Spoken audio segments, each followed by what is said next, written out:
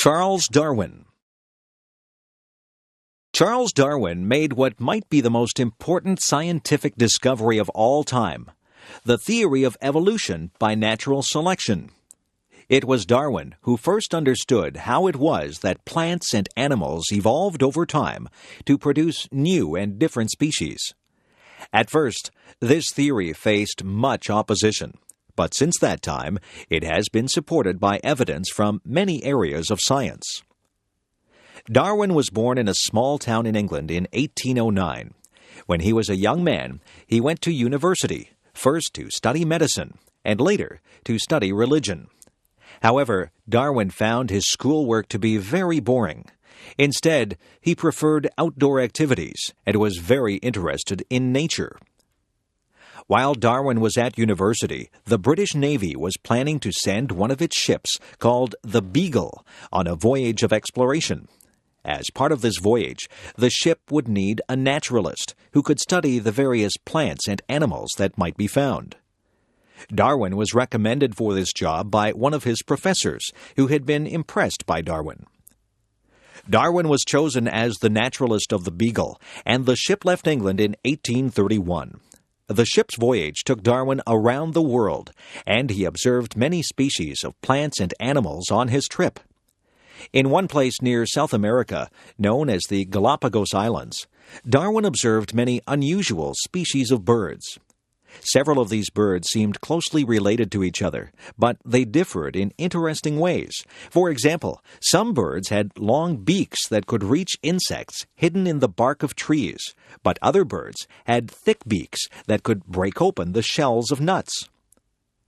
What Darwin realized was that certain characteristics could help an animal or a plant to survive and reproduce. Individuals that lacked those characteristics would become more likely to die without reproducing.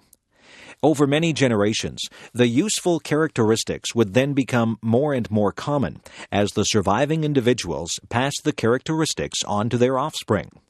Eventually, after many generations, the changes would be so great that a new species would exist. In this way, a single species could divide into two or more new ones. This was called the process of evolution by natural selection. When Darwin returned to England, he studied plants and animals in more detail.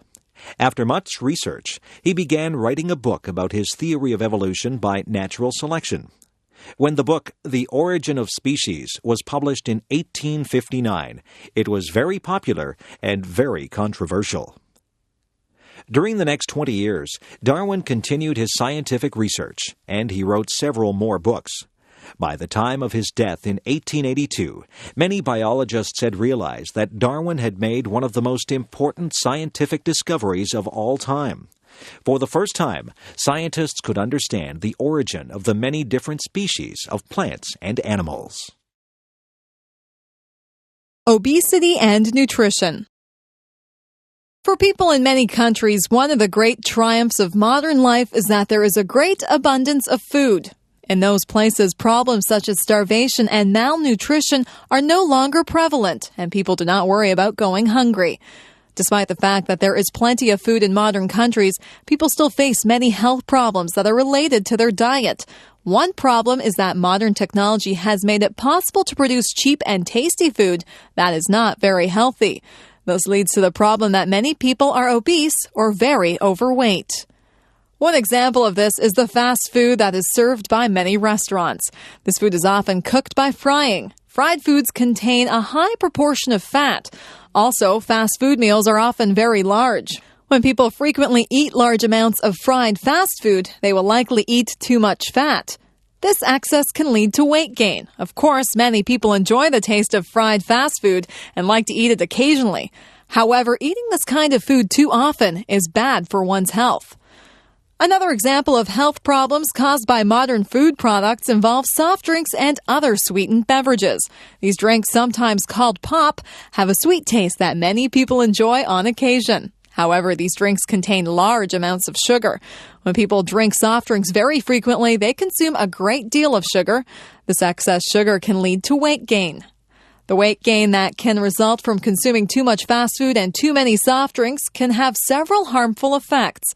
For example, people who are very obese have an increased risk of heart disease and of diabetes. Of course, fast food and soft drinks are not the only causes of obesity.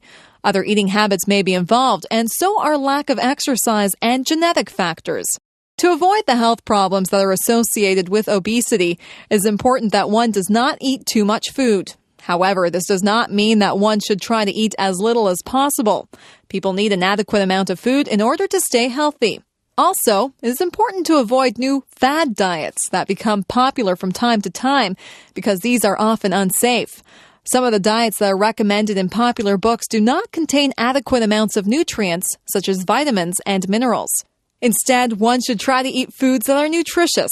For example, foods such as fruits, vegetables, grains, and lean meats have many vitamins and minerals that are needed for good health. People whose diets consist mainly of these foods will probably be much healthier on average than people whose diets contain too many foods that have high levels of fat or sugar.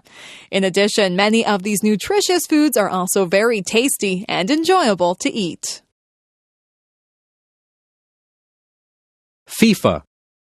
Created in 1904 with 7 member nations, FIFA, Fédération Internationale de Football Association, is the international governing body of soccer. Soccer is the most widely watched and played game in the world. FIFA organizes the World Cup, which takes place every 4 years. In many ways, the development of FIFA follows the organization of the sport of football, soccer itself. At the start of the 20th century, it was primitive in its organization and loosely structured. However, by the end of the century, FIFA had affiliations in all 6 continents with over 170 member countries. Alongside the International Olympic Committee, FIFA is the largest sports organization in the world. At the time of FIFA's creation, soccer had gained a following in several countries, in large part due to British settlements. It was not until 1863 that the sports of soccer and rugby were formally separated in England. While both sports were important in British culture in the 19th century, it was soccer that took off around the world at a much more accelerated rate. As the 20th century progressed, countries like Holland, Germany, Spain, Brazil, and many others became as good as, and in many cases better at the game than, the founding country. The World Cup began in 1930 in Uruguay. By then, FIFA had attained enough power and the game was so widespread that a world championship was justified.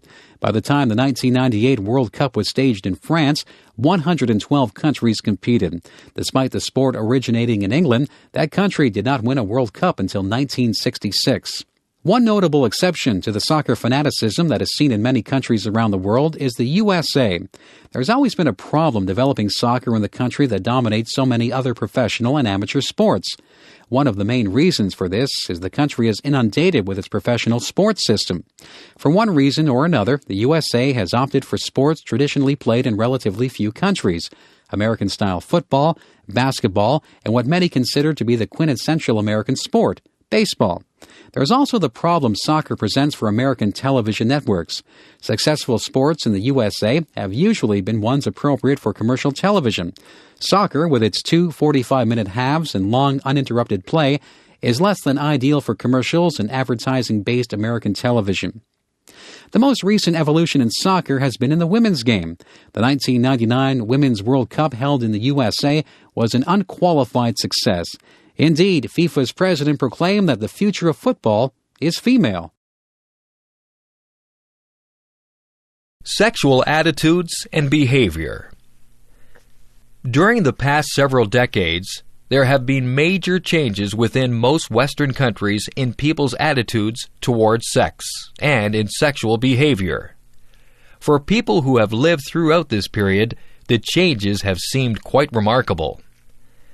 Until the early 20th century, people in most Western countries did not have permissive attitudes regarding sexuality. For the most part, young people were expected to wait until marriage before having sexual intercourse. Of course, some premarital sex did occur, and prostitution was not rare. However, sexual behavior was relatively restricted.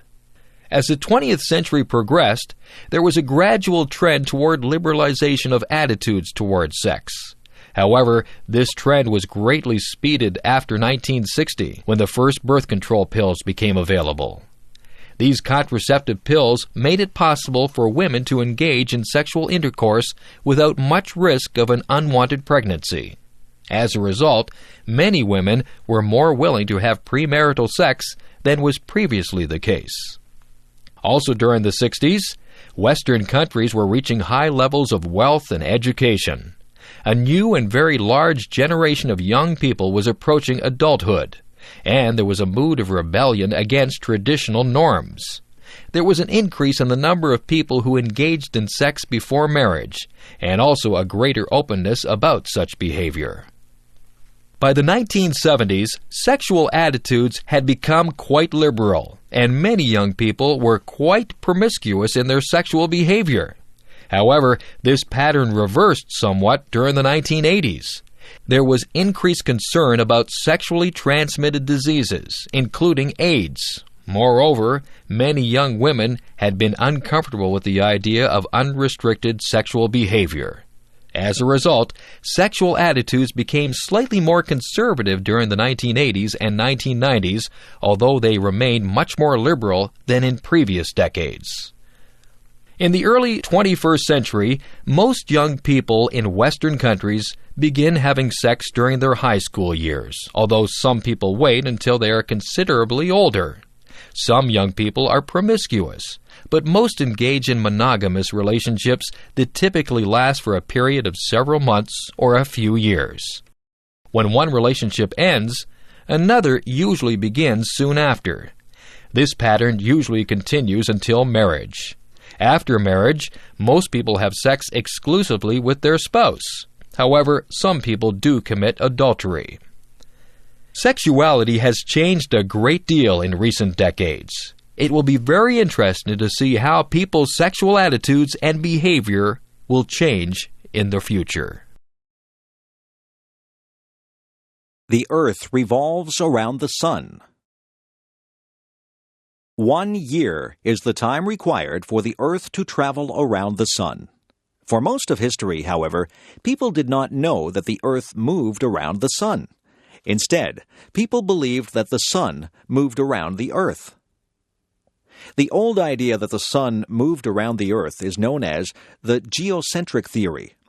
This idea was first made famous by an ancient Greek scientist, Ptolemy, who lived in Egypt nearly 2,000 years ago. Some other Greek philosophers had suggested instead that the Earth might travel around the sun. However, this idea, which is known as the heliocentric theory, was not widely accepted. For centuries, people in Europe did not seriously question Ptolemy's geocentric theory. During the early 15th century, however, a Polish astronomer named Nicholas Copernicus began to think that the heliocentric idea was right and that the geocentric idea was wrong. Shortly before his death, Copernicus wrote a book that described the mathematical details of his theory that the Earth revolved or traveled around the sun. Later, astronomers came to agree with Copernicus's view. One of the most famous of these was Galileo, an Italian scientist. Galileo is famous for demonstrating that light and heavy objects fall at exactly the same speed, unless an object is so light that it is slowed by the air. Galileo was also the first astronomer to use a powerful telescope to observe the sky. He discovered many unknown features of the moon, the sun, and the planets. When Galileo announced that he believed in Copernicus's theory that the Earth revolved around the sun, some officials of the Roman Catholic Church were angry. They argued that this theory was against the beliefs of the Church. Some church officials disagreed with this view, but the authorities decided that Galileo should be punished by house arrest. In other words, Galileo was not allowed to leave his house. Also, Galileo was forced to make a public statement that renounced his belief in the heliocentric theory. At about the same time that Galileo supported the heliocentric idea, another astronomer did some important work that supported Copernicus's view. This astronomer was Johannes Kepler, who lived in Germany. Kepler used the observations of previous scientists to figure out the motion of the planets around the sun. He realized that the planets did not travel in circular paths, but instead in paths that were elliptical or oval in shape. Kepler's discoveries showed mathematically how the planets would revolve around the sun. Today, everyone knows that the Earth moves around the Sun, but for a long time it seemed more reasonable to believe that the Sun moved around the Earth. We can thank the great scientists of the past who discovered the surprising truth. How the First World War started. During the summer of 1914, many people in Europe felt very optimistic about the future. Modern technology was improving people's lives. Political freedom was gradually increasing in many countries. New artistic styles and scientific discoveries were being made. But later that summer, a terrible war began. In the early 20th century, the various countries of Europe competed with each other in an attempt to be the most powerful country on the continent. In each country, many of the political leaders wanted to control more land, more people, and more resources. The First World War began when the Archduke of Austria-Hungary was assassinated.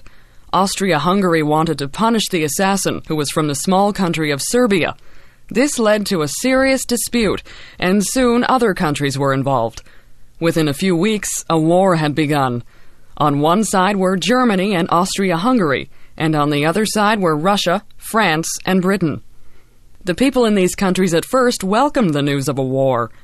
Many people were intensely patriotic and supported the war effort without thinking carefully about the reasons for the war.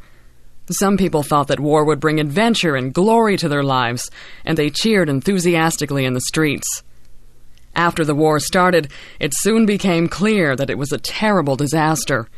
In the western part of Europe, the opposing sides fought many bloody battles. Soldiers on both sides lived in filthy trenches that had been dug out of the ground. Sometimes hundreds of thousands of men were killed in battles that lasted only a few days. In most cases, these battles did not result in large gains or losses of territory.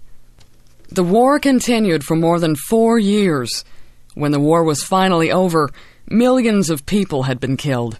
Many people realized that their eagerness to fight against other countries had led them into a great disaster.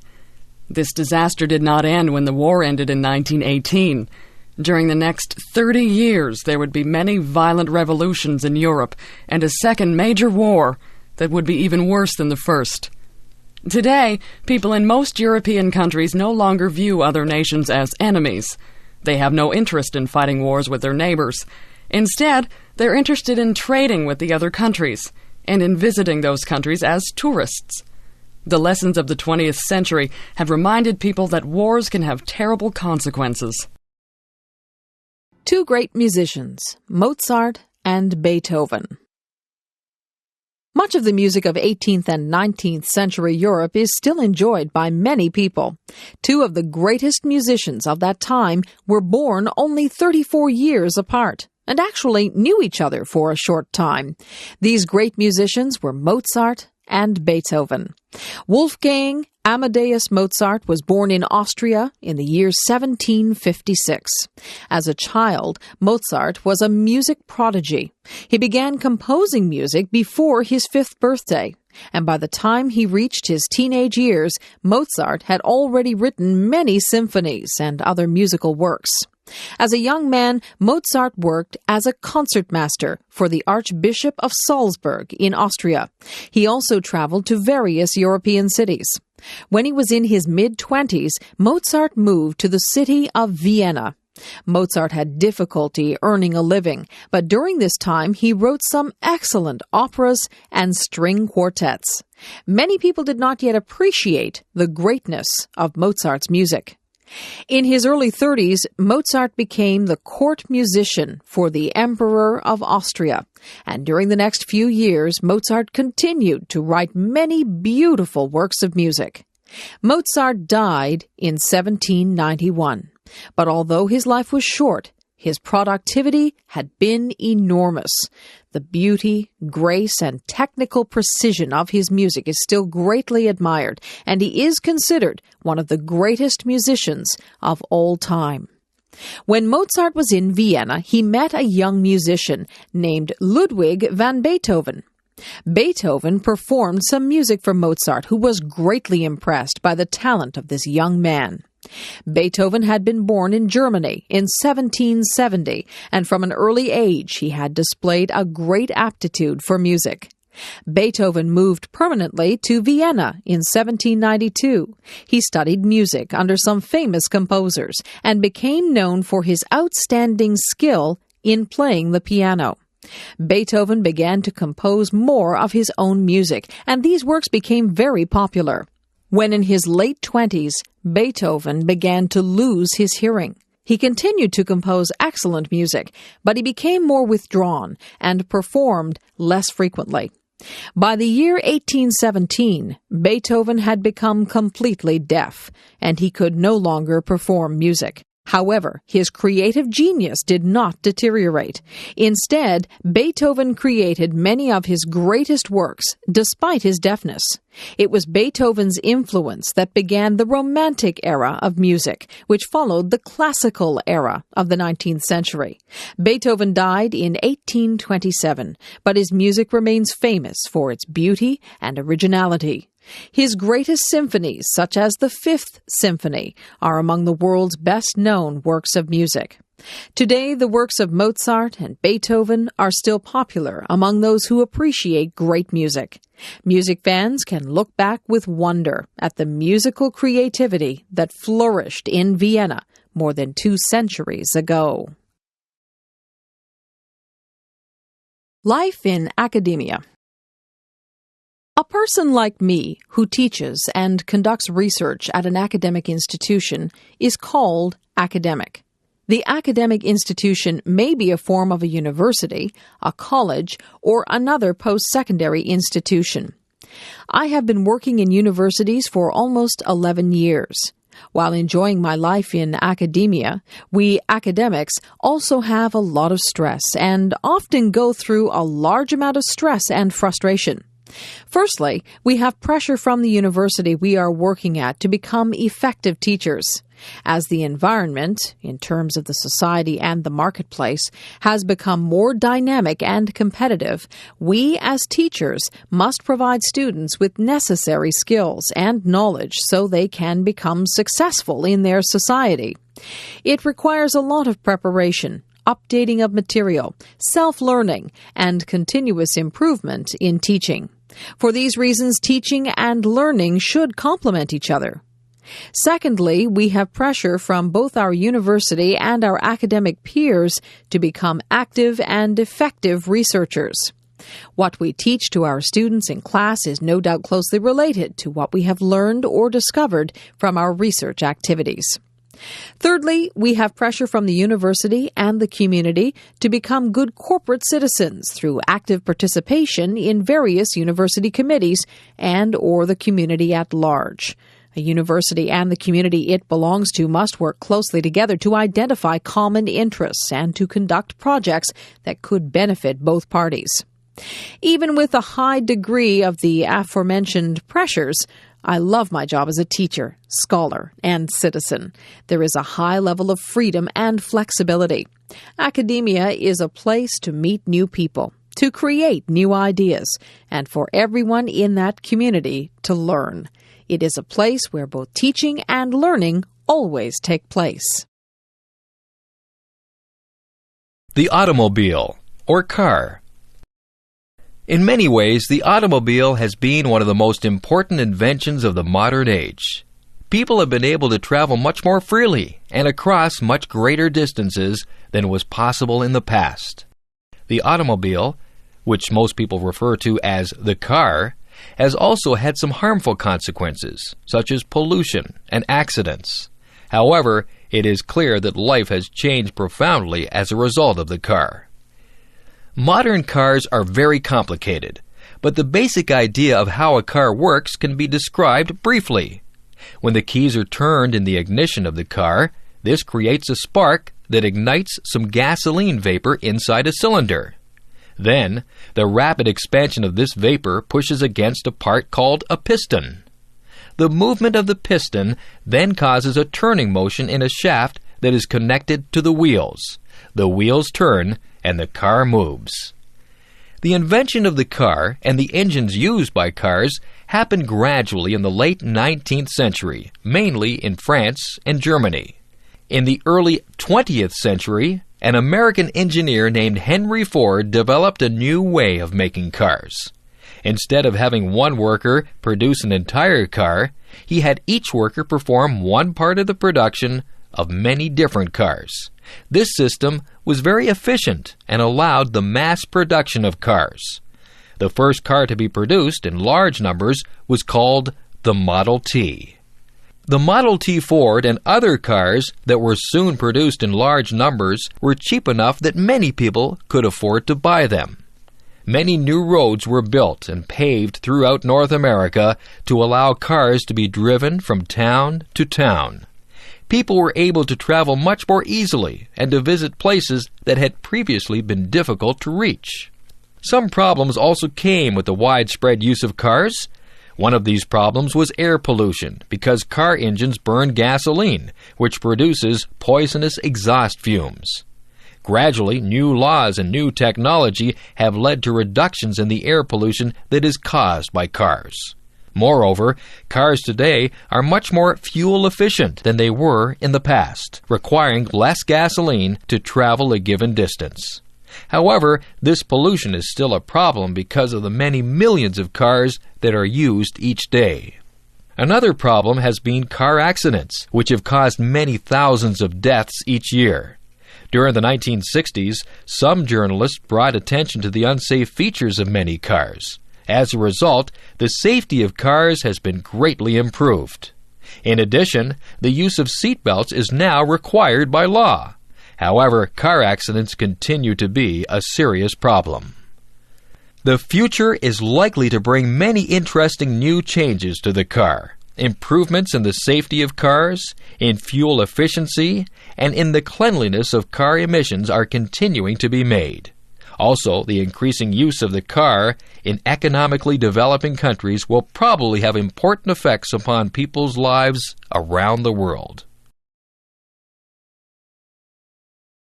Abraham Lincoln. When historians are asked to choose the greatest presidents in the history of the United States, one of the names most frequently mentioned is Abraham Lincoln. Lincoln was president during the greatest ordeal that ever faced the United States, the Civil War. Abraham Lincoln was born in 1809 in the state of Kentucky, but when he was a child, the family moved to the state of Indiana. Abraham's parents, Thomas and Nancy Lincoln, were farmers who were very poor, and they received only a few years of education. When Abraham was only 9 years old, his mother became ill and died. About 1 year later, Abraham's father remarried. As a young man, Abraham continued to work on the family farm, and he also worked as a laborer. During this time, the Lincolns moved to the state of Illinois. Abraham became known to the local people as an excellent athlete and storyteller. He educated himself by reading many books, most of which he borrowed from neighbors. Lincoln was interested in politics, and when he was in his mid-20s, he was elected to the Illinois state legislature. During that time, Lincoln also studied law and soon became known as an excellent lawyer. People called Lincoln Honest Abe because of his personal integrity. In 1842, Lincoln married a woman named Mary Todd. During the 1850s, Lincoln became strongly opposed to the expansion of slavery into the western parts of the United States. Lincoln held several famous debates against a supporter of slavery named Stephen Douglas. In 1860, Lincoln was a candidate in the election for President of the United States. During this election, the issue of slavery and its expansion was very prominent. Lincoln won, but soon after, several of the southern states decided to secede from the United States and form their own country. A few months later, fighting started between those southern states and the federal government, which was supported by the northern states. Lincoln managed the Civil War with skill and determination. Gradually, the North began to win the war. In 1863, Lincoln made the Emancipation Proclamation, which freed the slaves. Later that year, Lincoln gave his most famous speech, the Gettysburg Address. The Civil War had brought terrible suffering to many Americans, and people were very bitter after the war. But Lincoln wanted the country to become united again, and he urged people to forgive. However, in April of 1865, only months after the war ended, Lincoln was shot and killed by an assassin. Many people, even Lincoln's critics, mourned his death. In the generations that have passed since Lincoln's death, he has continued to be viewed as a great president. Some historians have criticized Lincoln for not being more strongly opposed to slavery, but others have defended him, saying that Lincoln's approach to the issue was realistic and humane. But nearly all historians agree that Lincoln was an honest and brave leader during the most difficult period in American history. Earvin Magic Johnson. Earvin Magic Johnson is recognized as one of the best basketball players in the history of the sport. He will also be remembered as the first sports performer of international stature to declare openly that he had contracted the HIV virus. Magic Johnson was born in the state of Michigan and quickly rose to fame in the state by becoming an outstanding player for Michigan State. At 6'9", Magic was a formidable player. An enthusiastic sports reporter gave Magic the nickname to him during his high school years. During his college years, he developed a rivalry with another future National Basketball Association NBA superstar Larry Bird, then playing for the Indiana State basketball team. Their rivalry will become one of the main forces to generate interest in the NBA in the early 1980s. During his playing days in the NBA from 1979 to 1991, Johnson was named the league's most valuable player 3 times. He also became attractive to commercial advertisers during a period when it had become less taboo to use African-American athletes to endorse products. Johnson, however, was always guarded about his comments regarding racial issues. However, he was active in charity work and in general maintained a very positive light in the public's eye throughout his career. On announcing his retirement, Johnson stated that he had contracted the HIV virus from unprotected heterosexual sex. However, tales and rumors circulated in the press and in popular discourse about Johnson's sexual exploits during his days as an NBA superstar.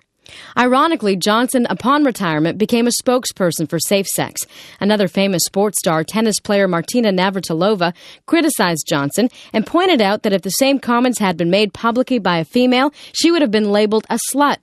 Navratilova probably made a good point. Not only was Johnson's public image a positive one, but also he was actively seen as a role model for heterosexual family life. The events and controversies surrounding Johnson's retirement probably raised his status as an athlete in the public eye, making his career that much more notable. There is little question, then, that the combination of incredible athletic prowess and the events surrounding his retirement will bestow among Magic Johnson a prestigious position in sports history. Jazz. One of the most popular forms of music is known as jazz. Each year, hundreds of thousands of people attend jazz concerts and festivals in cities around the world. Jazz music, both old and new, is played on the radio and on home stereos. Two of the most important features of jazz music are improvisation and syncopation. Improvisation means that music is created spontaneously by the musician during a performance. In other words, the musician modifies some existing music in a new and interesting way. Syncopation means that the regular patterns found in music may be broken up, with new accents and uneven patterns being created. The features of improvisation and syncopation are difficult to use with skill and require great creativity on the part of the musician. Jazz music originated in the southern United States during the late 19th and early 20th centuries. It was based on African American music that was derived in part from rhythms in Western Africa. The earliest jazz musicians were influenced by a music style known as ragtime, which was popular during the late 19th century. Jazz music also incorporated some aspects of a related kind of music called the blues. By the beginning of the 20th century, a fully developed form of jazz was being played in New Orleans, a city in the southern United States.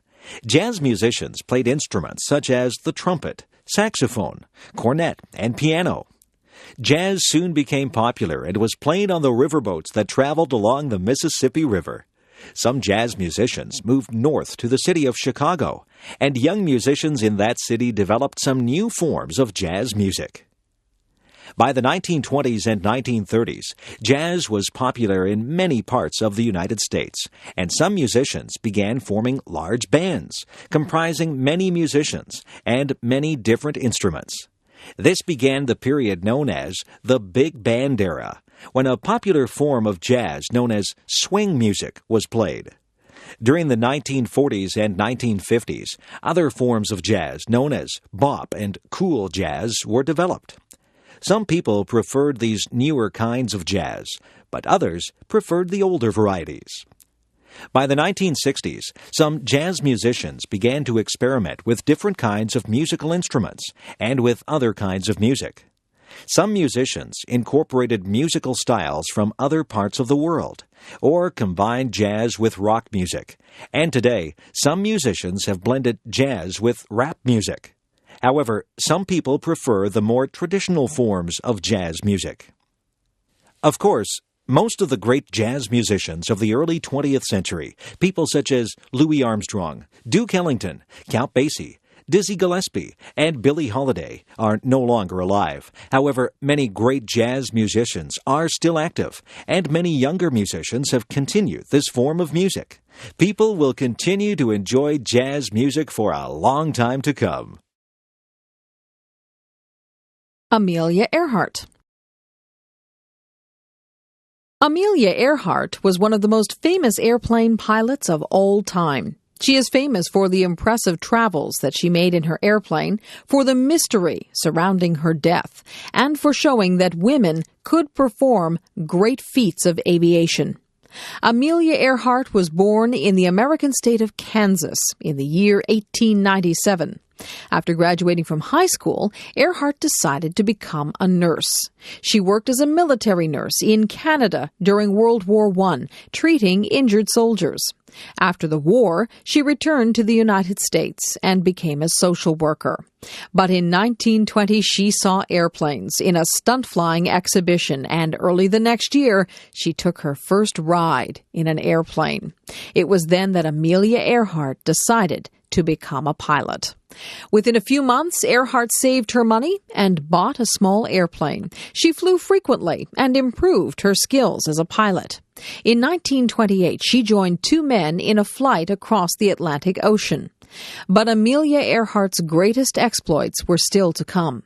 In May 1932, she attempted to become the first woman to fly solo or alone across the Atlantic Ocean. She flew east from the island of Newfoundland and faced cold weather, high winds, and dense fog.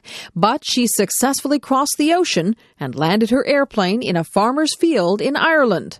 When news of her flight reached the United States, Amelia Earhart had become very famous.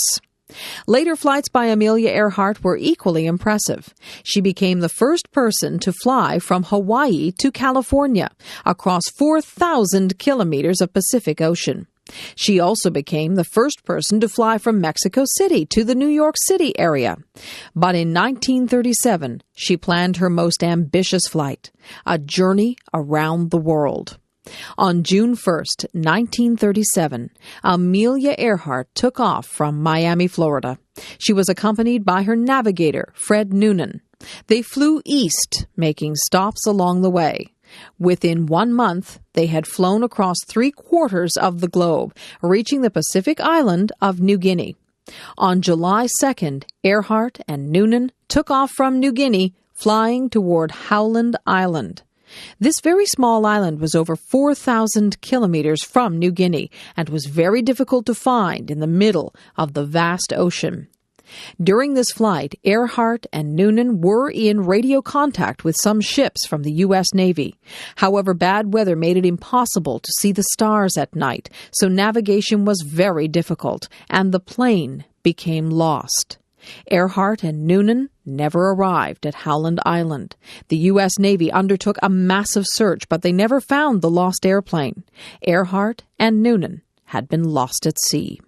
Amelia Earhart's death was a great tragedy, but she had lived an exciting life that was full of achievements. She had helped to show that very long flights could be made and that women could perform feats of flying that were equal to those of men. Even today, many people are inspired by the courage and endurance of Amelia Earhart. The rights of the accused. In English-speaking countries, the rights of an accused person are taken very seriously.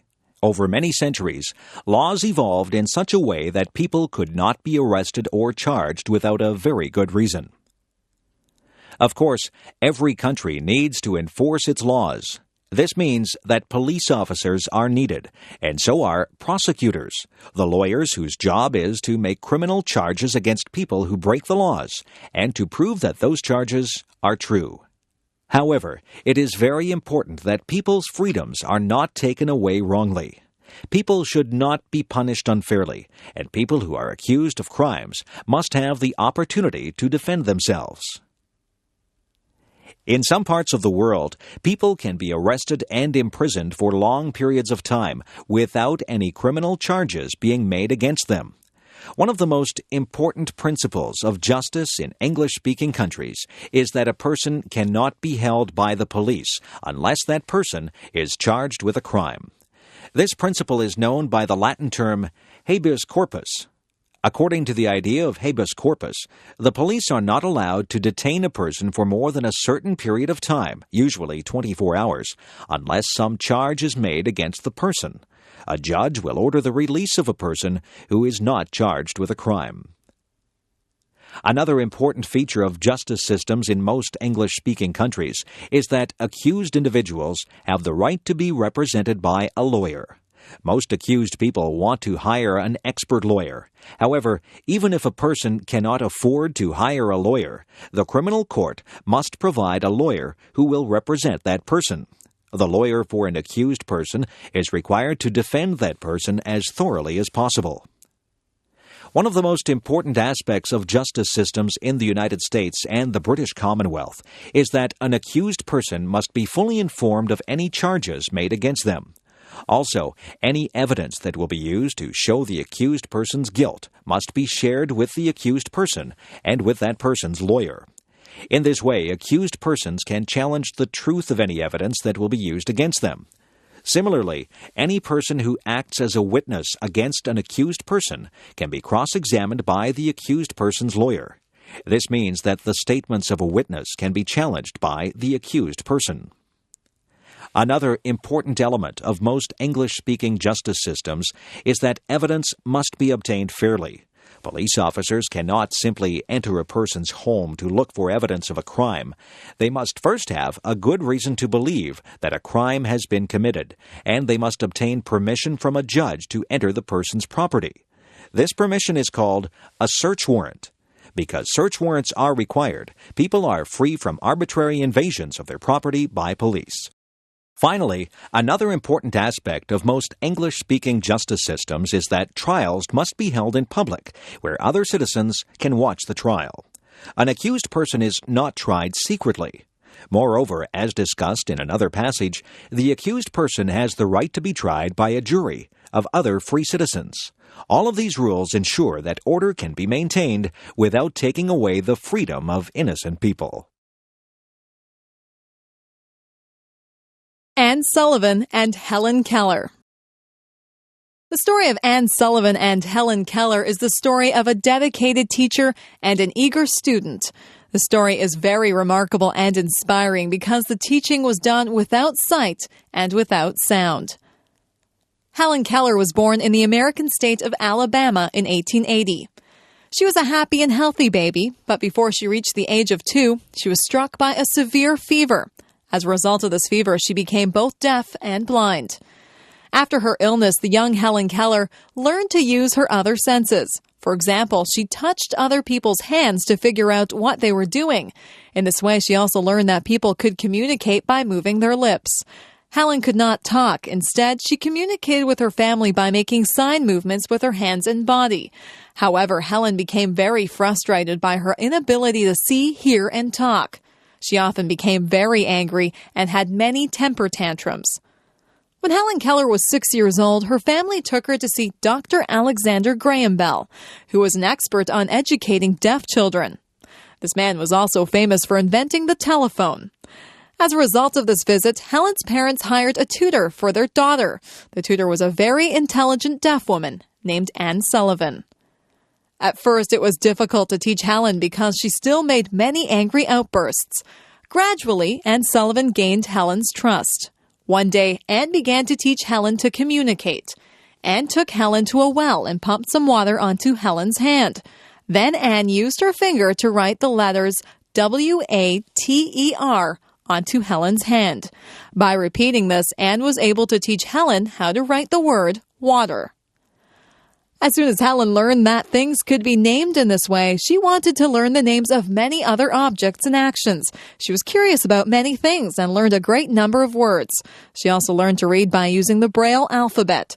This alphabet allows the reader to feel letters and words which are represented by bumps on a page.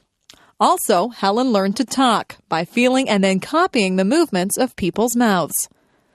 When Helen Keller was 16 years old, Anne Sullivan went with her to college. Anne acted as Helen's interpreter, and Helen was very successful in her studies. After her graduation, Helen dedicated her life to improving conditions for the blind, the deaf, and the poor. Anne Sullivan died in 1936 and was remembered as the miracle worker for a triumph in educating Helen Keller. After Anne's death, Helen continued to give lectures in countries around the world and was active in many political causes. She met with presidents and prime ministers and helped to improve conditions for people who were deaf or blind. At the time of her death in 1968, Helen Keller was one of the most admired people in the world. Drug use among athletes. Drug use is a common problem in many sports competitions today. In both professional and amateur sports, many athletes use drugs that are designed to improve athletic performance. The use of these drugs may have harmful effects on the future health of athletes, but they also give an unfair advantage in athletic competitions. Some of the most widely used performance-enhancing drugs are called anabolic steroids. Anabolic steroids are drugs that are very similar to the male hormone testosterone. These drugs allow athletes to develop larger and stronger muscles and to increase the intensity of training. For sports that require strength, power, or speed, the use of steroids can provide advantages. In past years, many famous sprinters and weightlifters have been found to have used steroids. However, anabolic steroids have many negative side effects. To give just a few examples, steroids can cause changes in mood, including irritability and anger, and can also cause skin problems, such as acne. In men, steroid use can lead to reduction in the functioning of the testicles. In women, steroid use can interfere with menstruation. In both men and women, long-term side effects include an increased risk of some forms of cancer. Another widely used drug is known as EPO. EPO is a hormone that helps to produce red blood cells, which carry oxygen to the muscles. When taken by athletes who compete in sports that require great endurance, EPO may provide an advantage by allowing the athletes to maintain their speed for a longer time and distance. During 1998, there was a scandal at a famous bicycle race, the Tour de France, when it was found that many of these long-distance cyclists were using EPO to gain an advantage over their competitors. EPO has side effects. For example, it increases the likelihood of developing blood clots, which increase the risk of a stroke or heart attack. One difficulty in preventing the use of performance-enhancing drugs is that it is not always possible to detect the use of the drugs. Tests have been developed to detect the drugs, but new varieties of the drugs are often not detected. Also, athletes who stop using the drugs well before a drug test may avoid being detected. Preventing the use of performance-enhancing drugs in athletes is difficult, but it is important. Most athletes want to compete without using artificial substances that provide easy advantages, and they do not want to risk their health by using these substances. If those athletes are to have a fair chance, it is necessary to prevent other athletes from gaining advantages due to the use of these drugs. Scotland. Scotland is the country that is located on the northern part of the island of Great Britain. The Scottish people are one of the four main nationalities of the British Isles, together with the English, the Welsh, and the Irish. Scotland and its people have played an important part in the history of the English-speaking world. Scotland can be roughly divided into two main regions. The lowland areas in the southern part of Scotland contain most of the population and the two main cities, Edinburgh and Glasgow. Most of Scotland's agriculture and industry are located in the lowland areas. The highland areas, together with the islands that lie off the coast of Scotland, are not so heavily populated. The lakes and mountains of the highlands are known for their beautiful scenery. One of the main themes of Scottish history is conflict with England.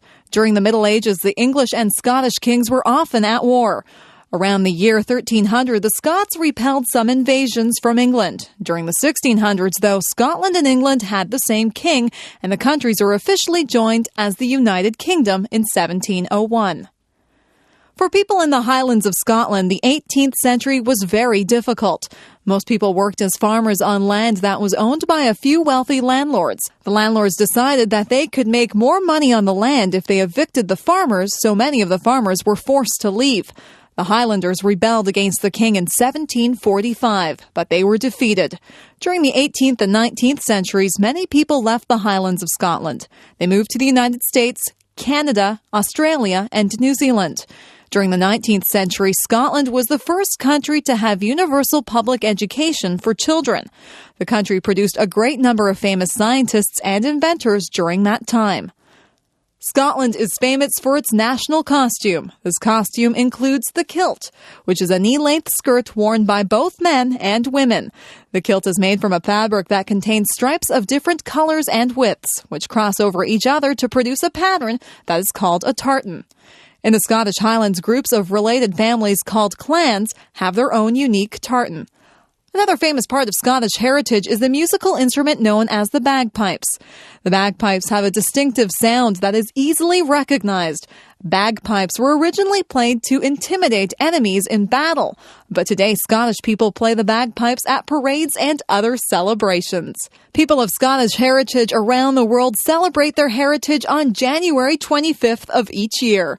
This day celebrates the birthday of Robbie Burns, the famous Scottish poet. People celebrate this day at parties where people eat a famous Scottish food called haggis. Today, Scotland remains part of the United Kingdom, but some Scottish people would like Scotland to become independent. Whatever the Scottish people decide, their country will remain a unique and interesting place. London. The city of London is one of the most famous cities in the world. In previous centuries, London was the center of the British Empire. Today, it is one of the most important cities of the emerging European Union. London is located in southeastern England on the Thames River. The Greater London area contains about 12 million people, and the surrounding areas contain several million more. London was the first city in the modern world to have reached a population of 1 million people. London is a very old city, and many of its neighborhoods maintain their distinct character. One of the most famous parts of London is the East End, where people speak with an accent known as Cockney. One of the features of the Cockney accent is that the letter H is often not pronounced. London's population is very cosmopolitan. The city contains, in addition to people of English background, large communities of South Asian, Chinese, African, and Caribbean people. Most of these people have their origins in countries that belong to the British Commonwealth of Nations. Many of the most famous buildings in London are located in a small central area. This area contains several huge churches, including Westminster Abbey, where many famous people are buried. Another famous church is St. Paul's Cathedral, which was rebuilt after the original was destroyed by fire in the year 1665. The Houses of Parliament are also found in central London. These buildings are famous for their Gothic architecture and for the sound of the large clock known as Big Ben. The Tower of London, which was formerly used as a prison, is now a popular tourist attraction. Buckingham Palace, the residence of the royal family, was first opened for public viewing during the 1990s. London is also famous for its many impressive museums, art galleries, and theatres. For example, the British Museum contains priceless objects from all parts of the world. The National Gallery holds a great collection of artistic masterpieces. The Globe Theatre has been rebuilt to appear as it did during the time of Shakespeare. Despite its age, London remains a vibrant and busy city. Most of the cultural and financial institutions in England are located in London, and the city attracts many young people from other parts of England and around the world. Of course, London is popular with tourists who come to see the many attractions of the city. The Islands of the Caribbean. The Caribbean Sea is the large body of water that lies north of the northern tip of South America. Within the Caribbean Sea are many islands that have played an important role in the history and culture of the Western Hemisphere. By far, the largest island in the Caribbean is Cuba. Cuba was formerly a colony of Spain, but became independent in 1902. Cuba became a communist country in 1959 when a revolution overthrew an unpopular government. After the revolution, many Cubans fled to the United States. Today, the American city of Miami in the state of Florida has been greatly influenced by Cuban culture. Tobacco is widely grown in Cuba, and the country is famous for the cigars that are produced in the capital city, Havana. The island of Hispaniola is located just east of Cuba. This island is divided into two countries. In the west is Haiti, where the people speak a variety of the French language that has been influenced by African languages. In the east is the Dominican Republic, where the people speak Spanish. Another important Caribbean island is Puerto Rico. This was previously a Spanish colony, but is now governed by the United States. Many people from Puerto Rico have moved to the mainland United States, especially the New York area. In many other islands in the Caribbean, English is the main language. The largest of these islands is Jamaica, which is located just south of Cuba. Most Jamaicans are the descendants of African people who were brought to work as slaves on sugar plantations. Jamaica is famous as the birthplace of the style of music called reggae, which was popularized in other countries by Bob Marley, a famous Jamaican musician.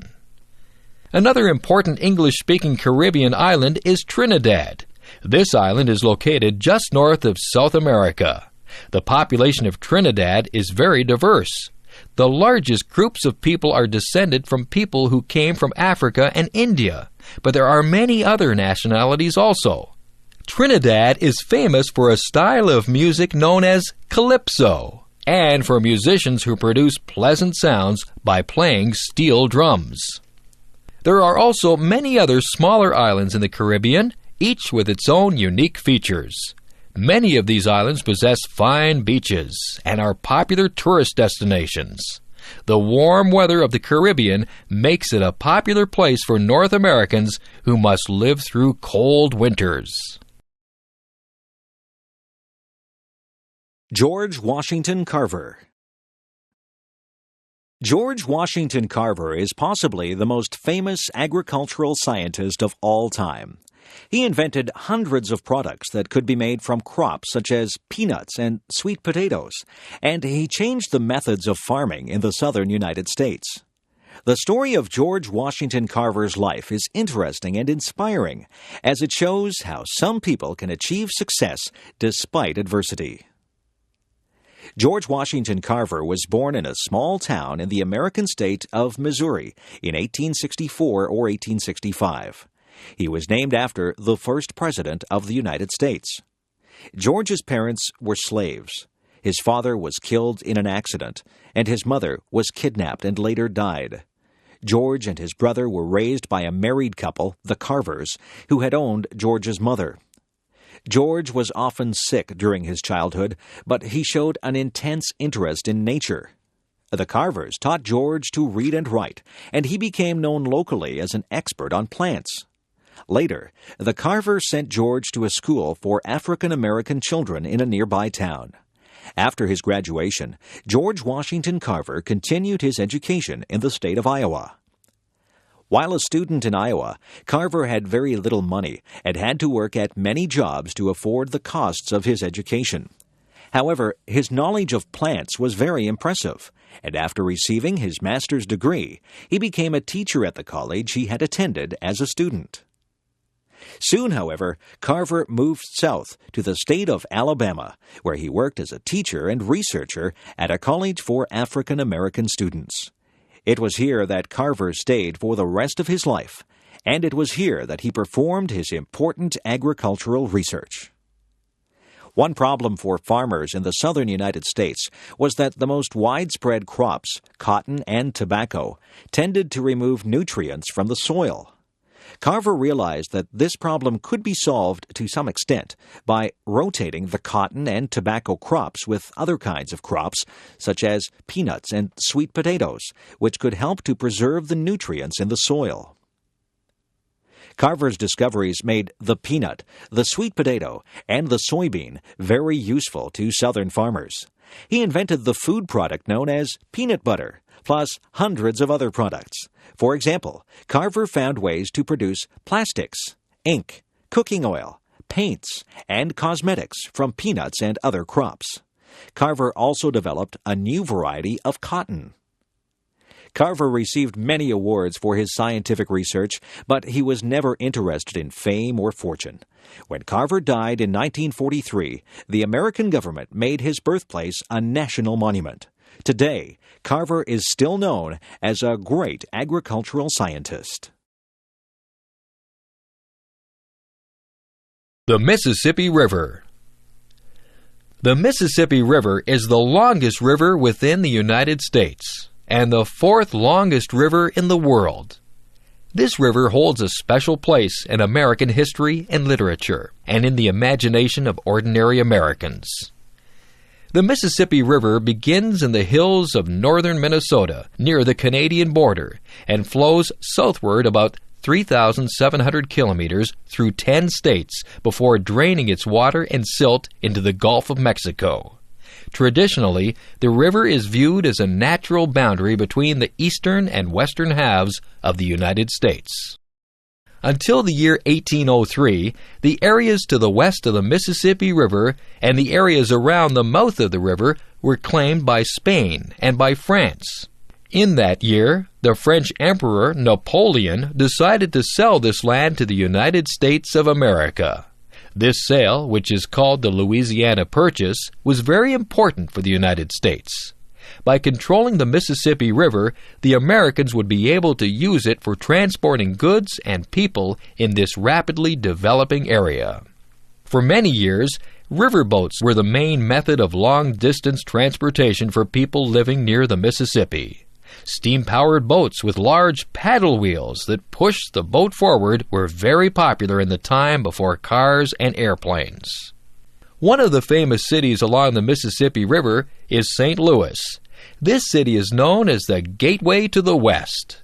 During the 19th century, St. Louis was the last large town that people would pass through on their way to a new farmland farther west. Today, St. Louis is famous for the Gateway Arch, a tall monument that welcomes people to the West. St. Louis is also known as the city where the music known as the blues began. Near the mouth of the Mississippi River is another famous city, New Orleans. In terms of the styles of buildings, New Orleans is said to be the most unusual American city because it is influenced so strongly by Spanish and French traditions. Even today, the traditional festival of Mardi Gras is celebrated in New Orleans each year. New Orleans and the surrounding areas of the state of Louisiana are famous for spicy Cajun food. This style of cooking was developed by the French-speaking settlers of Louisiana. The Mississippi River is famous in many stories of American literature. For example, The Adventures of Tom Sawyer and Huckleberry Finn, which were written by the author Mark Twain, are both set along the Mississippi River. Today, the federal and state governments of the United States are working to preserve the natural environment along the Mississippi River. People recognize the importance of keeping this river healthy and clean. North American Indians. The first people who lived in North America were the Indians. The name Indians is actually not very accurate, because the people are not from India. But when the first Europeans came to North America, they mistakenly believed that they had reached India, so they referred to the people as Indians. In different parts of North America, the Indians had very different cultures and very different ways of making a living. On the west coast of North America, many large rivers flow into the Pacific Ocean. In these rivers is an abundance of fish, such as salmon. The Indians in these areas obtained much of their food by fishing. They lived in settled villages and became experts in carving wood from the tall trees of the area. They carved large canoes for traveling on the rivers and oceans, and they also carved tall totem poles. Totem poles were carvings of various animal or human figures, and often the poles had a mythical or spiritual significance for the people who carved them. Many beautiful totem poles can be seen in cities such as Vancouver or Victoria, in the Canadian state of British Columbia, or Seattle in the American state of Washington. The Plains Indians lived in the central prairie of North America. The various nations of the plains lived by hunting large animals called buffalo or bison. Horses were brought to North America in the 16th century by the Spanish. The Indians who lived in the prairie areas had learned to become experts at riding horses, and on horseback they could hunt the giant herds of bison. They followed the buffalo from place to place. The Plains Indians lived in portable houses called teepees, which were made by sewing together buffalo skins and holding them in place with wooden poles. In the southwestern United States, some Indians lived by farming. In this dry area, the Indians raised several crops, such as corns, beans, and squash. Many of the Indians in these areas lived in large settlements where the houses were made from stone or dried mud. The people were experts at weaving, and they made clothing and blankets that had beautiful artistic designs. Near the eastern coast of North America, many Indians lived by a combination of farming and hunting. These people lived in fortified villages, some of which were inhabited for many years at a time. In some places, they built large earthworks that can still be seen today. In the forests of northern Canada, the Indians lived primarily by hunting, fishing, and gathering. Like the Indians of the prairie regions, they often moved from place to place in search of game animals to hunt. Today, the Indians of North America no longer live in their traditional ways. However, several Indian languages are still spoken by many thousands of people. Also, many Indians in the United States and Canada are very interested in maintaining the cultural traditions of their ancestors. The Dubin Inquiry. The Dubin Inquiry was a Canadian federal government inquiry into the state of amateur sport in Canada, more specifically into the use of performance-enhancing drugs by Canadian athletes. The inquiry followed in the footsteps of Canadian sprinter Ben Johnson's disqualification in the 1988 Seoul Olympics. The inquiry was named after Charles Dubin, a Canadian judge who presided over the proceedings.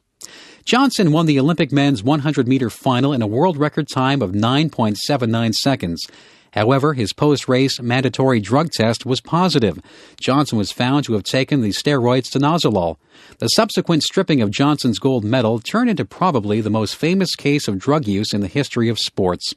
It also sent shock waves rippling through the Canadian sports establishment, with various members of government and the sport bureaucracy pointing fingers at each other. Many observers of the sports establishment around the world followed the Dubin Inquiry and the Johnson case. Several countries were dealing with a growing problem of their own athletes using drugs to enhance performance, so the results of the inquiry were eagerly anticipated. The inquiry heard testimony from a large number of athletes, coaches, sports administrators, and others. The most interesting submissions were made by Johnson's coach, Charlie Francis, his physician, Jamie Astafan, and of course from Johnson himself. The inquiry disclosed drug taking on a scale never before suspected. It was discovered that, besides the common practice of coaches encouraging athletes to take drugs, many others were guilty of turning a blind eye to the problem and ignoring it. In the aftermath of the inquiry, a new organization, the Canadian Centre for Drug-Free Sport, was created to combat the problem. This organization has taken various measures in its attempt to combat drug use by Canadian athletes. However, critics of the Dubin Inquiry have accused the inquiry of being little more than a government inquisition, the real purpose of which was to direct attention towards individual athletes and coaches and away from the government itself.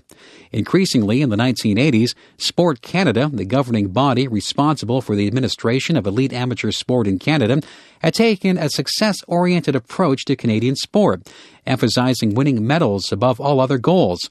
The result, critics have pointed out, was to put immense pressure on Canadian athletes, leading in turn to drug use, among many other extreme measures to enhance performance. The Dubin Inquiry, in other words, has had mixed reviews. A further indication of the effectiveness of the Dubin Inquiry can be seen in the state of Canadian sport since the inquiry. Despite attempts by the Canadian Centre for Drug-Free Sport to educate athletes and coaches on the dangers of drug use, there is little doubt that rampant drug use continues. This has led some observers of the Canadian sports scene to claim that drug use is less a reflection of individual athletes who cheat, but more a reflection of a cultural and institutional epidemic in sport. Drug use has perhaps become so common in the culture of elite sport that dealing with the problem by punishing individual athletes might be ineffective. International Olympic Committee. The International Olympic Committee, IOC, was formed in 1896 to govern the organization and development of what were understood to be a modern version of the Greek Olympic Games. Its first president was Dimitros Vikalis, a Greek, and its secretary was Frenchman Pierre de Coubertin. De Coubertin's energy and his vision have been the true inspiration behind the modern Olympic movement. The IOC has effectively governed the Olympic movement for over 100 years. However, that period of time has seen many conflicts and controversies within the IOC and in the Olympic movement as a whole. At first, the main obstacle de Coubertin faced to creating an international Olympic movement was the lack of organization of sport internationally. Early sports organizations, most of them amateur, had trouble organizing their own sports and leagues nationally. As a result, cooperating with the IOC internationally was an extreme challenge. In the early years, de Coubertin's own vision for the Games dictated much of the IOC's policies and procedures. His prejudices also influenced the movement. For example, de Coubertin was adamant in his rejection of female athletes' participation in the Games. An embodiment of Victorian ideals and prejudices, de Coubertin thought women's place was in the home and bearing and raising children. Indeed, he thought of women's competition as unnatural, immoral, and indecent.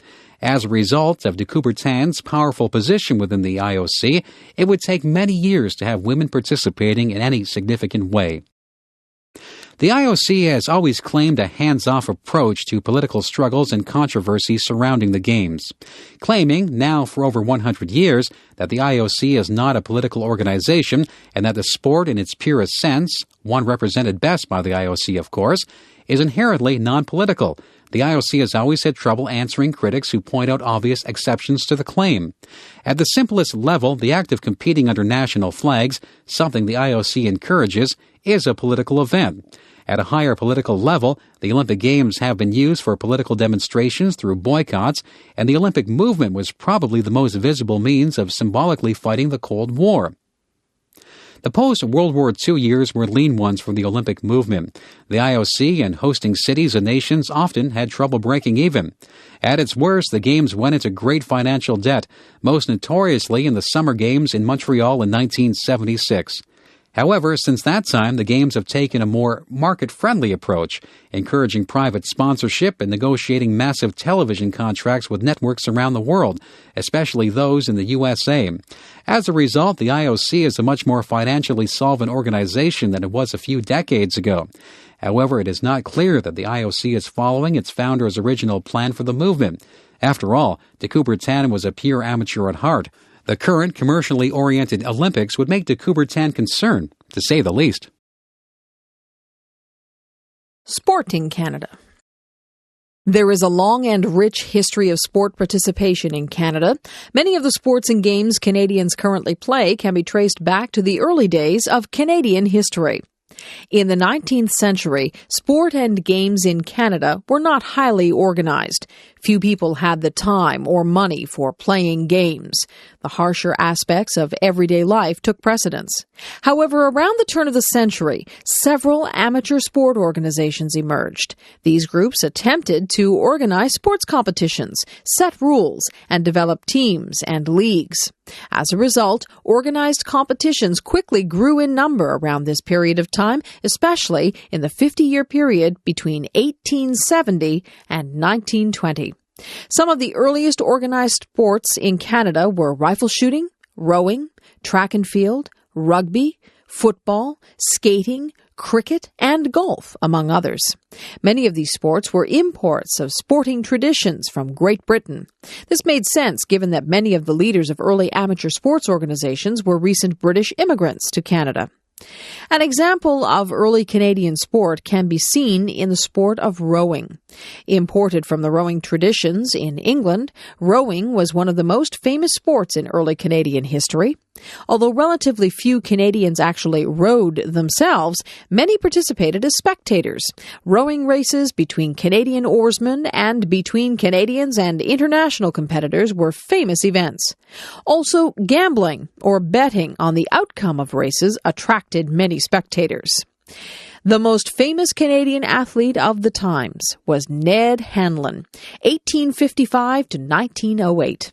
An oarsman, Hanlon remains to this day one of the most famous athletes in Canadian history. In fact, during his life, he was famous throughout the world.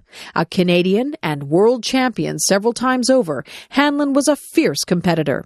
However, Hanlon was also famous for his appeal to spectators. He made a regular practice of gaining a seemingly insurmountable lead over his rival, and then stopping to wave at the crowds on the shoreline. He would even slow down during a race, allowing his competition to catch up to him, only to take the win at the last moment. These exploits made Hanlon one of the first showmen in sport. He recognized the importance of the entertainment value of sport. Sport in Canada has developed rapidly since Hanlon's time. Today, Canada has a complex system of amateur sports organizations and professional leagues. In addition, in the 1960s, the federal government of Canada became directly involved in the pursuit of healthy lifestyles and sporting traditions of Canadians. Today, the government provides funds for elite amateur athletes preparing for world championships and the Olympic Games. The athletic role models produced by these government programs are crucial to Canadians in general. Australia, nature. Australia is the only country in the world that is also a continent. Located in the southern hemisphere between the Pacific and Indian Oceans, Australia is one of the largest countries in the world. Despite its vast size, Australia does not have a large population. In the year 2000, there were about 19 million people in Australia. Most Australians live within a short distance of the ocean because much of the interior of Australia is extremely dry. The remote areas of Australia, known as the outback, contain several sandy, rocky deserts. Some parts of the outback receive somewhat more rainfall and can support some grassy vegetation. In these areas, there are many ranches or farms where sheep and cattle are raised. Although the outback of Australia is a harsh place, some parts of it are quite beautiful. In the middle of the Australian continent, a large red rock known as Uluru stands in the desert. It is nearly 350 meters tall and is nearly 10 kilometers around. Tourists come from all over the world to see this huge and beautiful rock in the middle of a flat desert. In contrast to the dry interior areas, the northern coast of Australia receives a great deal of rainfall. This area is covered in thick, lush vegetation, with tropical rainforests whose exotic trees and flowers are found nowhere else in the world. Off the northeast coast of the continent, a large coral reef known as the Great Barrier Reef is found. A coral reef is a structure that consists of the bodies of small underwater animals called coral, whose dead bodies create this unusual structure beneath the surface of the water. The reef and the underwater life surrounding it are especially beautiful. Australia was separated from the rest of the world for millions of years. As a result, many of the plant and animal species in Australia are very different from those in other parts of the world. For example, many of the animals in Australia belong to a special category called the marsupials. Marsupials are mammals, but they are a special kind of mammal because they give birth to offspring that are not yet well developed. In many marsupials, the offspring continue to develop after being born inside a pocket or pouch on the mother's body. The most famous marsupial is the kangaroo. Kangaroos can travel at great speeds by hopping on their hind legs and using their large tails for balance. The kangaroo is a rather large animal, with the larger individuals sometimes weighing 90 kilograms. Another famous marsupial is the koala. This animal is sometimes called a koala bear because it looks somewhat like a small bear. The koala lives in the branches of trees called eucalyptus trees. Koalas eat the leaves of eucalyptus trees. Of course, Australia also has people. We will discuss the people of Australia in the next passage. Bjorn Borg. The professional career of tennis player Bjorn Borg was one of the most interesting ones in recent sports history. Borg's success in his sport came at an early age. Borg won Wimbledon when he was only 20 years old. However, by the time he was 26 and in the prime of his career, Borg inexplicably retired from professional tennis. Borg, who began playing tennis at the age of 9, was the number 1 ranked junior player by the age of 14 and had won the Italian and French Open titles at the age of 18. These were the first of several major championships won by Borg in the late 1970s and early 1980s. Probably his greatest achievement was a winning streak at Wimbledon that spanned 5 years. Between the years 1976 and 1982, Borg enjoyed almost complete dominance in competitive tennis. His retirement in 1983, then, was a bit of a puzzle. Although his tennis skills waned somewhat in the previous year, he was still one of the top players on the tour and only 26 years old. Even stranger was the fact that Borg refused to reveal the reasons for his retirement. Following his retirement, Borg encountered a number of personal problems, which kept him in the media spotlight, even though he was no longer playing competitive tennis. 5 years after his retirement, an emergency hospital procedure saved his life. While Borg claimed he had food poisoning, it was suspected he had a barbiturate overdose. In 1991, Borg attempted to make a comeback on the professional tennis tour, only to fail miserably. His insistence on using a wooden racket at the time, when all of the world's top players were using synthetic fiber rackets, didn't help matters. At the same time, Borg's second wife attempted to commit suicide, and the couple divorced in 1993. Eventually, Borg disappeared into obscurity, and there is little news of his life today. These sad stories about the latter part of his career aside, Borg was an important figure in modern tennis history. He was the sport's first modern media star and icon. Teenage girls conferred upon him a status comparable to a rock star. His face adorned T-shirts and other merchandise, making him the most marketable tennis player in history. Borg's career was a catalyst for Swedish tennis players. Those who followed in his footsteps and held him up as their hero included tennis stars Mats Wilander and Stefan Edberg. Perhaps most important of all, Borg gave to the sport of tennis a degree of showmanship, visibility, and marketability that was used as a role model for the sport in future decades. Sexual harassment. When an employee is subjected to unwanted sexual advances or comments by a coworker or an employer, we say that the employee is experiencing sexual harassment. In some workplaces, sexual harassment is a serious problem. In its most blatant form, a boss may demand sexual favors from an employee and threaten to fire the employee if she fails to comply. Similarly, the employer might promise a promotion or raise in exchange for some sexual favor. Whenever an employer uses the prospect of reward or punishment as a way of obtaining sexual access to an employee, sexual harassment has occurred. This is not the only form of sexual harassment. Sometimes an employee may be subjected to demeaning comments by her employer or coworker. For example, a boss might make vulgar comments about the physical appearance of the employee. Another example is that a coworker might make remarks that speculate about the sexual behavior of the employee. In both of these cases, the employee is treated disrespectfully on the basis of her sex, so both cases would represent sexual harassment. Some forms of sexual harassment are more subtle. If a group of workers exchanges offensive jokes of a sexual nature in such a way that they can be easily overheard by other workers, then this is also a form of sexual harassment. Similarly, if workers post pornographic pictures in their workplace in such a way that they can be seen by other workers, then this also represents sexual harassment. In both cases, the workplace becomes an environment in which the employee is made to feel uncomfortable because of her sex. Sexual harassment usually involves a female employee who is being bothered by a male employer or coworker. In some cases, a woman might sexually harass a man, or one person might sexually harass another person of the same sex. However, these cases are not as common. Also, in some cases, the person who commits sexual harassment is not a boss or coworker, but a customer or a visitor to the workplace. Sexual harassment is a form of intimidation and abuse of power that causes much stress for many employees. In recent years, many steps have been taken to reduce the occurrence of sexual harassment.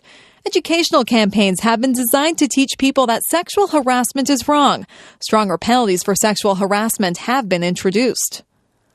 Another way to reduce the prevalence of sexual harassment is to develop a culture of respect in the workplace. People need to be aware of how their jokes or comments might be perceived by others, and to imagine how they would feel if one of their relatives were subjected to sexual harassment. Employers and employees must recognize that sexual harassment is a serious concern and treat potential cases of sexual harassment very seriously. Each company should have clear policies about sexual harassment, and each should establish a fair and efficient process for dealing with complaints of this kind. In this way, the workplace can be a comfortable environment for all persons. Babe Didrikson. Mildred Babe Didrikson, 1913 to 1956, was one of the most celebrated female athletes of the first half of the 20th century. Competing in the 1930s and 1940s, when conventional attitudes regarding women's participation in sport dominated North American culture, Babe Didrikson rose to fame by dominating not just one, but a number of sports. Didrikson flouted conventional notions of femininity and proper female activity by excelling in field events such as javelin and shot put, in addition to traditionally male-dominated sports such as baseball, swimming, and golf. Interestingly, Didrikson would always have to battle popular accounts that attacked or questioned her femininity and sexuality. As a woman with a large, muscular, and athletic body, Didrikson was often accused of having an unfair advantage over other women, and often regarded as not being a real woman. Born in the state of Texas, Didrikson rose to athletic fame quickly, representing the USA in the 1932 Olympic Games in Los Angeles, where she won and set records in the javelin and 80-meter hurdles. Later in her career, Didrikson turned her athletic attention mainly to golf, a sport in which she was immensely successful. Interestingly, however, Didrikson tired of the popular innuendo regarding her unfeminine appearance and made a conscious effort to change her image in favor of a more traditionally feminine one. She donned dresses and makeup in place of her sweatpants and makeup-less appearance. Didrikson's controversial career underwent a twist when she fought the American Athletic Union, AAU, which had stripped her of her amateur sports status after she allowed her image to be used in endorsements for cars. When offered amateur status reinstatement, Didrikson refused, challenging what she believed to be the AAU's antiquated rules and regulations. Aside from her incredible athletic accomplishments, Didrikson is an important historical figure because of the challenge she made to the male-dominated institution of sport. Didrikson challenged those within the institution of sport to question gender values at a time when the political environment made it difficult to do so. Didrikson prefigured by several decades the challenges to sport made by other female athletes, such as Billie Jean King, Martine Navratilova, and Florence Griffith Joyner. Didrikson forced a re-examination of the meaning of sports, making many aware of the social and political importance of an institution typically not thought of as such. Modern engineering wonders. During the 20th century, there were great improvements in engineering technology. These new developments allowed the construction of many amazing tunnels, bridges, towers, and office buildings. For centuries, people had dreamed about the possibility of connecting the island of Great Britain to the mainland of Europe. However, it was only in 1994 that such a link was completed when a tunnel was dug under the English Channel between England and France. The Channel Tunnel, also known as the Channel, actually consists of 3 separate railway tunnels. These tunnels are about 50 kilometers long. They are located about 150 meters below the bottom of the sea. Obviously, this was an extremely challenging project to undertake. As a result of the tunnel, it is now possible to travel between London and Paris by train. And the trip takes only 3 hours, of which only 20 minutes are spent inside the tunnel. A suspension bridge is a bridge that is supported by strong wires that hang from tall towers. The world's longest suspension bridge is the Akashi Kaiko Bridge near the city of Kobe, Japan. This bridge is nearly 4 kilometers long, and the 2 towers near the middle of the bridge are about 2 kilometers apart. It took almost 20 years to design this bridge and 10 years to build it. This bridge was designed to withstand extremely strong winds because Japan often experiences windstorms called typhoons. The bridge was also designed to withstand powerful earthquakes, which sometimes hit Japan. At the beginning of the 21st century, the world's tallest freestanding tower was the Canadian National Tower, or the CN Tower. The CN Tower is 553 meters tall. It is located in the city of Toronto, within the Canadian province of Ontario. This structure was built in 1975 as a television and radio tower. Before the CN Tower was built, TV and radio reception in the Toronto area was poor. This was because the TV and radio signals were blocked by the buildings of downtown Toronto. When the CN Tower was built, this problem was solved. Of course, the CN Tower is also a famous tourist attraction. People can ride in the very fast elevators that take them to observation areas, which are at about 350 and 450 meters above the ground. Although the CN Tower is the world's tallest tower, it is not an office building. The tallest buildings in the world are the Petronas Towers in the city of Kuala Lumpur, Malaysia, and the Sears Tower in the American city of Chicago. The Sears Tower, which is 442 meters tall, was completed in 1974. It has 110 floors, and its top floor is the highest office floor in the world. However, the Petronas Towers reach slightly higher, to a height of 452 meters. The Petronas Towers were completed in 1998. Obviously, the late 20th century witnessed some amazing achievements of engineering. It will be very interesting to see what new wonders will be constructed in the 21st century. Soccer. Soccer is the most popular sport in the world. The basic rules of the sport are simple. 2 teams of 11 players try to kick the soccer ball into the opposing team's goal. Only 1 player on each team, the goalkeeper, is allowed to touch the ball with hands or arms. Perhaps part of the reason for the popularity of soccer is its simplicity.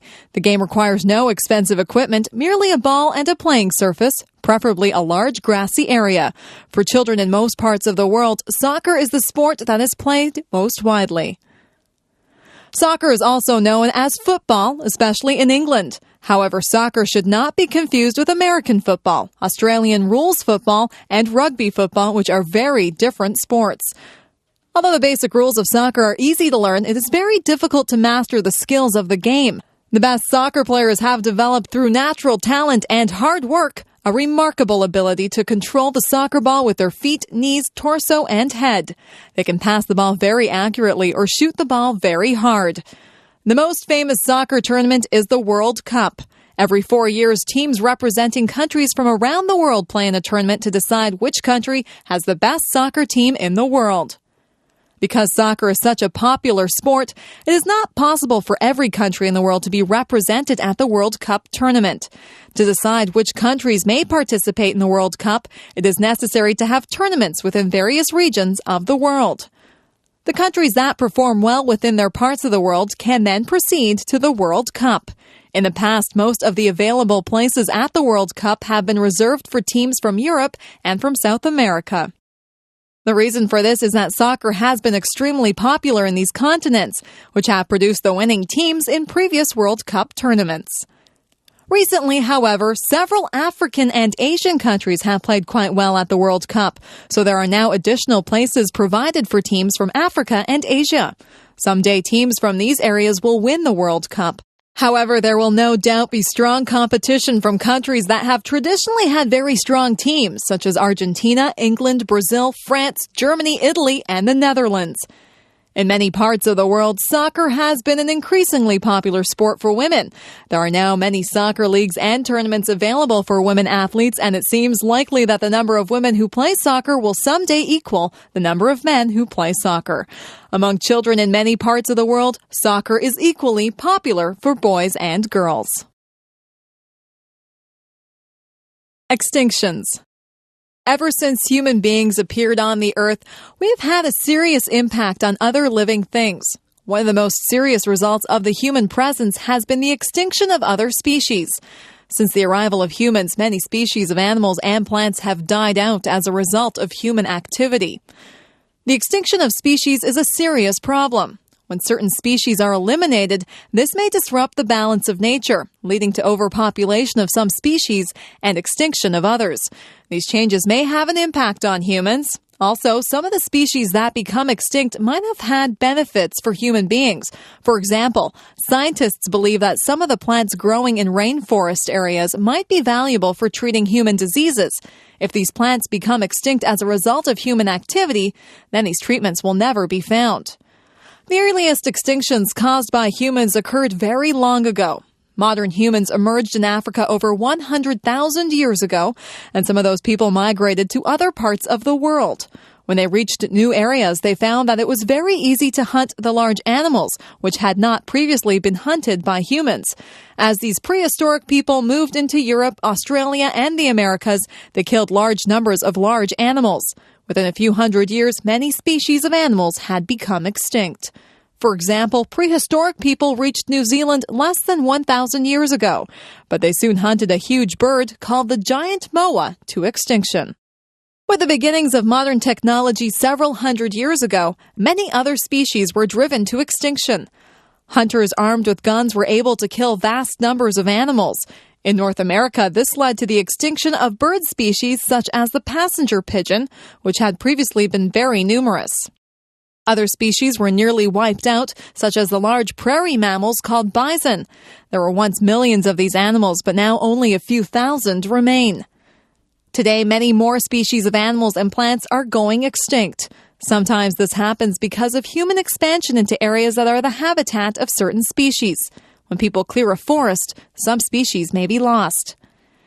In the near future, many other extinctions are possible or likely. In some cases, the problem is due to human greed. For example, some people buy ivory that is taken from the bodies of animals such as elephants or rhinoceros. Hunters sometimes kill these animals simply to take their ivory, and the result is a tragic decline in populations. Another example involves bears in North America. Some people buy the sexual organs of these animals for use as aphrodisiacs or sexual stimulants. The result is that hunters kill bears simply to obtain these organs, and this leads to a reduction in the number of bears. Fortunately, many countries have laws to prevent the hunting of species that are facing extinction, known as endangered species. However, some hunting of these endangered animals continues. Only by refusing to buy the products that are made from endangered species can we prevent this terrible crime.